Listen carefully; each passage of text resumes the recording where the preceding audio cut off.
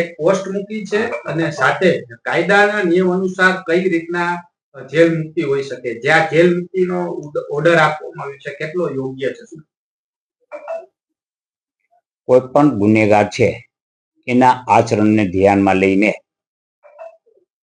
Jail મુક્તિ આપવાની જોગવાઈ છે, પરંતુ તે જેલ મુક્તિ આપવા માટે એક પ્રક્રિયા છે.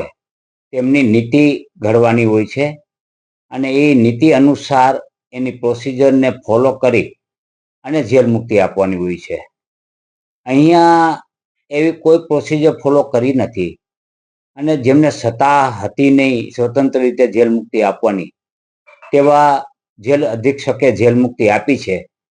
તે કાયદાની ઉપરવટ છે અને ઉપરવટ હોય તેમનો ઓર્ડરને રદ કરવામાં આવ્યો છે. શું કહેશો, જે સત્તા નથી છતાં પણ જેલ મુક્તિનો ઓર્ડર આપવામાં આવ્યો છે, જેલર સામે પણ આગામી સમયમાં કોઈ કાર્યવાહી થાય કે શું છે? ને ખાસ તે આરોપી જે અનિરુદ્ધસિંહ છે ને જેલર સાથેના ફોટો પણ એક પોસ્ટ કરી છે, તેને લઈને શું કહેવું છે? હું આ સંદર્ભે જેલ મુક્તિ સંદર્ભે કહું તો,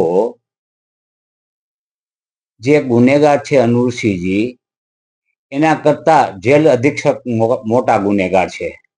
કારણ કે ગેરકાયદેસર રીતે પોતાના સત્તા ન હોવા છતાં સત્તાની ઉપરવટ જઈને એમને જેલ મુક્તિ આપવામાં આવી છે, એટલે કે એમને છોડવામાં આવ્યા છે.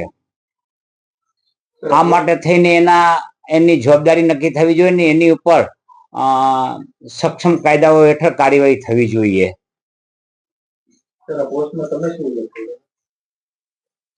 મેં પોસ્ટમાં લખ્યું છે કે જે જેલવડા છે તેમની વિરુદ્ધ અને જે તે વખતના જે કોઈ સક્ષમ સત્તાધીશો હતા તેમની વિરુદ્ધ યોગ્ય કાયદેસરની કાર્યવાહી સરકાર કરે તેવો મેં અનુરોધ કરેલ છે. એક પત્ર પણ મૂકવામાં આવ્યો છે, તેમાં કંઈક વહીવટની વાત આવે છે.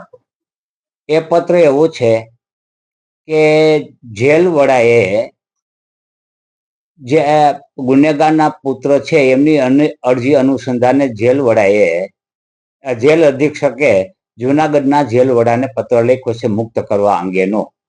એટલે એમાં કોઈ એવું નથી કે પત્રમાં સ્પષ્ટપણે જણાવ્યું છે કે આને મુક્ત કરવા અભિપ્રાય થાય છે, એવું સ્પષ્ટ જણાવેલું છે. એટલે આપણે જુનાગઢના જેલ વડાને આમાં એની ઉપર આરોપ નાખવાનો જે પ્રયાસ થયો છે એ દોષિત તો છે જ, પરંતુ એનાથી વિશેષ દોષી જે જેલ વડા જેલ અધિક્ષક છે બીસ સાહેબ, એમની જવાબદારી બને છે. આવી રીતના જેલ મુક્તિ કરવા પાછળનું કારણ શું લાગે છે? આપ જાણો છો કે આ રાજકીય પ્રકરણ છે બધું.